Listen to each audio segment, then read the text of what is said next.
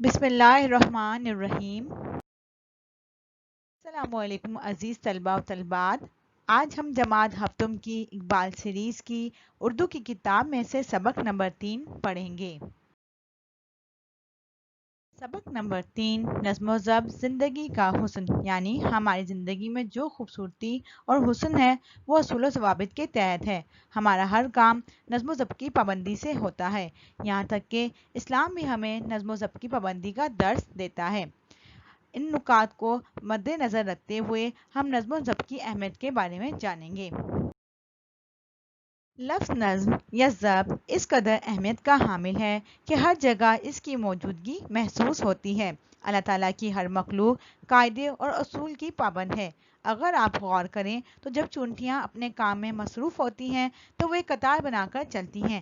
اسی طرح شہد کی مکھیاں پھلوں اور پھولوں کے رس سے سیر ہو کر جب واپس لوٹتی ہیں تو ایک مقررہ راستے پر سفر کرتی ہیں۔ دنیا کا ہر کام کسی نہ کسی ضابطے یا قاعدے کے تحت ہوتا ہے۔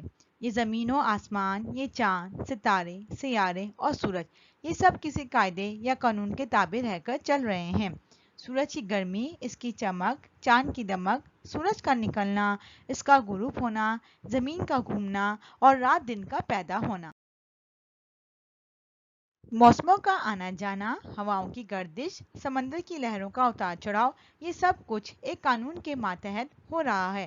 ان سب کے لیے ایک وقت مقرر ہے۔ ان میں سے کوئی بھی عمل اپنے مقررہ وقت سے ایک سیکنڈ بھی ادھر ادھر نہیں ہو سکتا۔ اگر ہم انسانی جسم پر غور کریں تو انسان کے جسم میں جو اعضاء بنائے گئے ہیں وہ سارے کے سارے اپنا اپنا کام ایک مخصوص ضابطے یا قانون کے تحت کرتے ہیں۔ دل و دماغ کے لیے ایک ضابطہ مقرر ہے، وہ اس کے تحت کام کر رہے ہیں۔ خون رگوں میں دوڑتا ہے اور گردے خون سے بیکار مادے الگ کرتے ہیں۔ اگر ہمارا جسم نظم و ضبط کی پابندی چھوڑ دے تو ہمارا سارا نظام بگڑ جائے گا اور ہم مختلف بیماریوں کا شکار ہو جائیں گے۔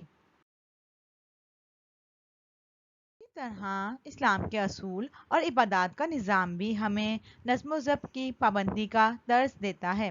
نماز کے اوقات، سحر و افطار اور دن بھر کے روزے کے اصول بھی مقرر ہیں۔ زکوٰۃ کا نصاب اور حج کا ایک مقرر طریقہ کار بتایا گیا ہے۔ غرض اللہ تعالیٰ نے ہر قدم پر انسان کو نظم و ضبط کا سبق دیا ہے۔ اب آپ اسکول ہی کی مثال لیجئے، یہ بھی ایک ضابطے کے مطابق چلتا ہے۔ اسکول کھلنے اور بند ہونے کا وقت مقرر ہے۔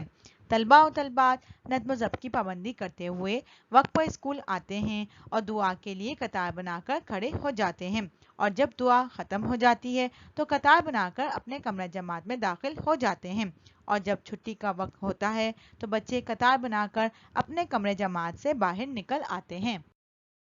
اس کے علاوہ ہمارے قومی ادارے، ہسپتال، بینک، ڈاک خانہ اور ریلوے وغیرہ بھی ہیں جہاں نظم و ضبط کی ضرورت ہے۔ نظم و ضبط کے حوالے سے یہ بات ہمیں یاد رکھنی چاہیے کہ دنیا میں وہی قومیں ترقی کرتی ہیں جو نظم و ضبط کی پابندی کرتی ہیں۔ جو قومیں نظم و ضبط کی پابندی نہیں کرتی وہ قومیں افراتفری یعنی پریشانی کا شکار رہتی ہیں اور ان کا کوئی بھی کام وقت پر نہیں ہوتا۔ ہمارے رہنما قائد اعظم نے بھی ہمیں ایمان، اتحاد اور تنظیم کا درس دیا ہے۔ اگر ہم اس پر عمل کریں گے تو ہم ایک ترقی یافتہ قوم بن سکتے ہیں۔